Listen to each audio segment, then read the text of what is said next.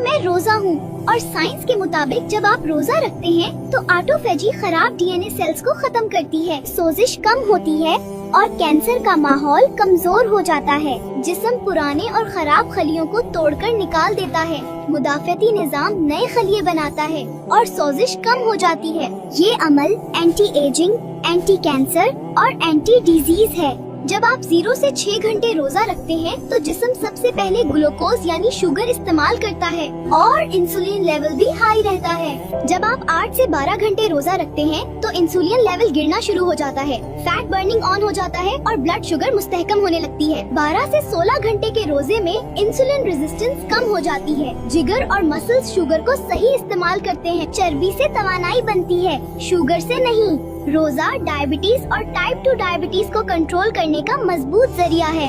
High blood pressure में रोजा रखने से इंसुलिन कम होता है, नमक की मिकदार कम जमा होती है और खून की नालियां रिलैक्स हो जाती हैं। इसीलिए रोजे से नसों का प्रेशर कम होता है और ब्लड प्रेशर कुदरती तरीके से कंट्रोल हो जाता है। मोटापे और पेट की चर्बी के लिए रोजा इंसुलिन को कम करता है, चर्बी जलने लगती है और हार्मोन्स का तवाजुन बेहतर हो जाता है। पेट की चर्बी कम हो जाए तो ब्लड प्रेशर, शुगर और दिल सब कंट्रोल में आ जाते हैं। दिल की बीमारी में रोजा रखने से खराब कोलेस्ट्रॉल कम होता है, अच्छा कोलेस्ट्रॉल बढ़ता है और खून जमने का खतरा कम हो जाता है।